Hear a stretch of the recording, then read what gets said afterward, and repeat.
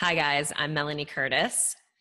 This video today is stemming from a conversation that is taking place in the VSC, which is the Virtual Skydiving Center, the virtual group that we're now creating and building and having different style conversations and exploring topics both for people at large in our sport and for people individually in situations and challenges that they're facing or just curiosities that they have about the sport and whatnot.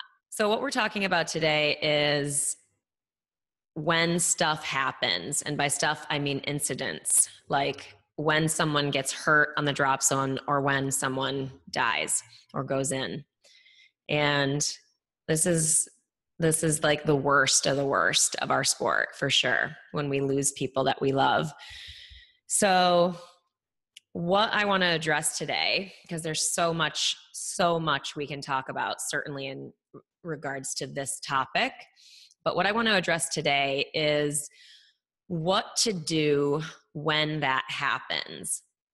Like literally it occurs at the drop zone, and what is it that you then do? Most drop zones are not connected. They're like mom and pop shops. So this drop zone is its own entity, and this drop zone is its own entity, and this drop zone is its own entity.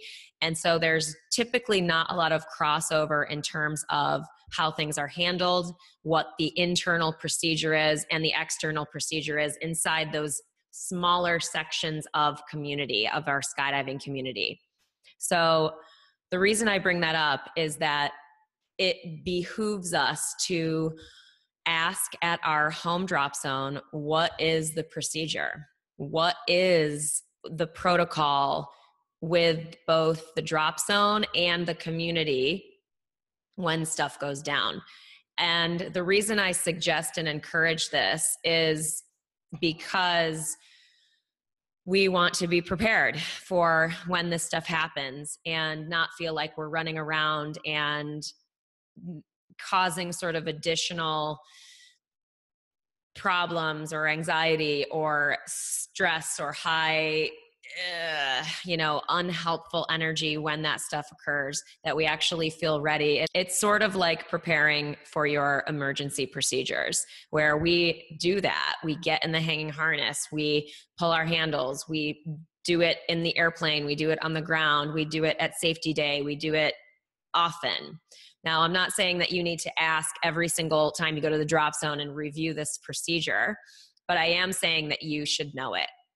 Not that you need to even do anything when that occurs, but if you ever are in the situation where you can help, or your knowledge of the procedure at your drop zone makes a difference when something awful happens, that is of high value for both yourself and how you feel going to the drop zone and how you would feel in that experience, but also certainly from a standpoint of contributing to your local community and the community at large by being an informed person and a person who can potentially help when it's most needed, and or inform other people to step back or engage the protocol as it is set at your drop zone. So additionally on this topic is this idea of, well, what do we do after something happens? And is there a community protocol? And is there a system in place for sharing information and all of this stuff? So that's not something I'm going to address in this video, but I'm speaking to it in the idea of just planting the seed of thinking about it. Like, what is it that you do? How is it that you post on Facebook or not post on Facebook? Or how is it that you call people? Or how is it that you manage information that you receive? Or how is it that you share information that you receive or not? Sort of like getting an awareness and starting to think about what our own protocol is, and maybe sharing about that with our friends and others, so as to come up with a more agreed upon way to do things.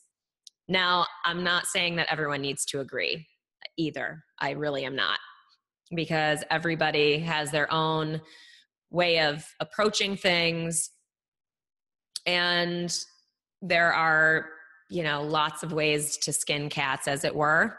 And it's a big discussion, but that's what this video is for, is to just get us into that discussion.